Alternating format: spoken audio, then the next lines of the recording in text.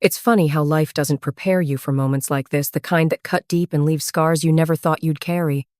I had always believed that love was the strongest bond, the one thing that would hold everything together, even when everything else was falling apart. But love doesn't always survive betrayal. And when I discovered the truth in her lies, it shattered everything I thought I knew. It wasn't dramatic.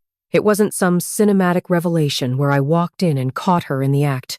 It was the little things, the subtle signs that crept up on me over time. At first, I brushed them off her late nights at the office, her phone always face down, her coldness when I tried to connect with her. But then there was one night that everything changed. I had just returned from a long day, my mind spinning with work and the weight of responsibilities. The door closed behind me, and the familiar stillness of our home settled in. But something was different. My eyes caught a glimpse of her phone, left carelessly on the counter. It was the message that did it. The words were simple, but they hit me like a punch to the gut. I didn't need to read it again. I didn't need to understand every word. I felt it. I knew exactly what it meant. And in that moment, everything I thought I knew about her, about our life together, crumbled. It wasn't just the betrayal, it was the realization that I had been blind, that I had let her deceive me for so long. I didn't confront her. I didn't scream or shout or demand answers. I just walked out. I couldn't look at her, couldn't speak to her. I left without a word. The woman I loved had chosen someone else, and that was something I couldn't understand. There were no explanations that could make sense of it, no reason that could justify the pain I was feeling. The days that followed were a blur. Friends reached out. Family tried to convince me to get out, to do something, but I couldn't. I didn't want to face the world. I didn't want to deal with the hollow feeling inside me, the aching emptiness that had taken over every part of my life. I moved into a small apartment, far from the home we had built together, far from the memories that haunted me. For months, I buried myself in work. I avoided everyone and everything that could remind me of her. But no matter how hard I tried, I couldn't escape the silence. The nights were the hardest. The emptiness of my apartment seemed to echo the void she had left behind. There were moments when I missed her. I would lie awake, staring at the ceiling, wondering if she felt the same pain I was drowning in. But then I would remind myself she made her choice. She crossed a line, and there was no going back. And then, one afternoon, 6 months later, it happened. Her name flashed on my phone, and for a split second, I couldn't breathe. The emotions hit me like a flood: anger, confusion, disbelief. Why was she reaching out? After everything. After I had left without a word. After all the lies. Why now? Was it guilt, regret? I hesitated. For a long time, I debated whether I should respond.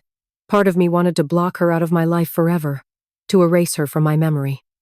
But another part of me, the part I hated to admit even to myself, wanted to know. I needed to know what she had to say.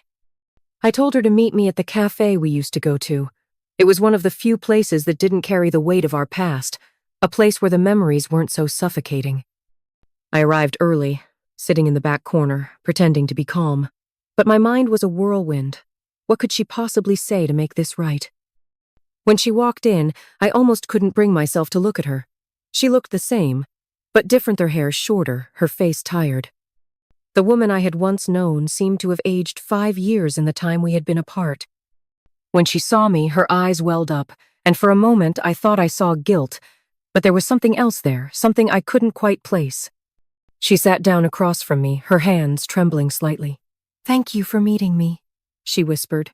Her voice was barely audible, as if she were afraid of what I might say. I didn't respond.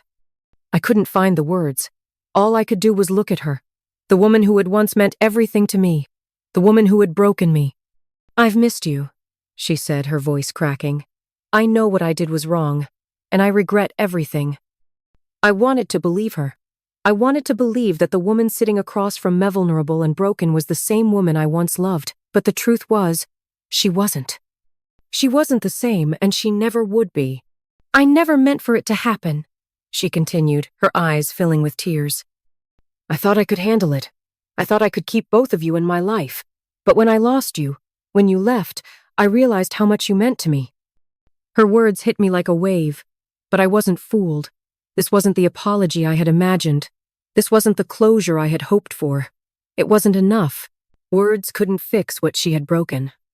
I needed the truth, not just regret. "What is this?" I asked, my voice steady but cold. "Is this about you wanting me back? Or is it about realizing you lost your safety net?" Her face fell, and for the first time, I saw the truth in her eyes. "It's not just that," she said quickly.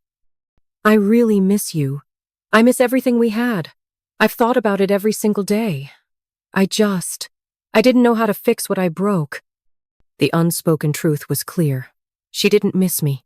She missed the comfort, the security I provided. She missed the life she thought she had with me. But it wasn't love. It was regret. And in that moment, everything clicked into place. She hadn't come back because she couldn't live without me. She came back because her backup plan had failed her. Her new life hadn't turned out the way she hoped, and now she wanted to make sure I was still an option. I stood up, the weight of the realization settling in. The clarity was overwhelming, and I knew I couldn't go back. Not now. Not ever. "I think you should go," I said, my voice firm. She didn't argue. She didn't try to convince me otherwise. She just nodded, her face a mask of disappointment and regret. And she left. As I sat there, watching her walk away, a strange sense of peace washed over me. I had done the right thing. Forgiving her didn't mean going back. It didn't mean pretending that everything was okay. It meant accepting the reality of the situation.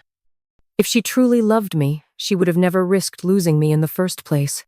And as I walked away from the cafe, I realized something that gave me strength. If someone truly loved you, they wouldn't betray you. And if they return, it's not because of love. It's because they missed the way you made them feel. That's not love. That's regret.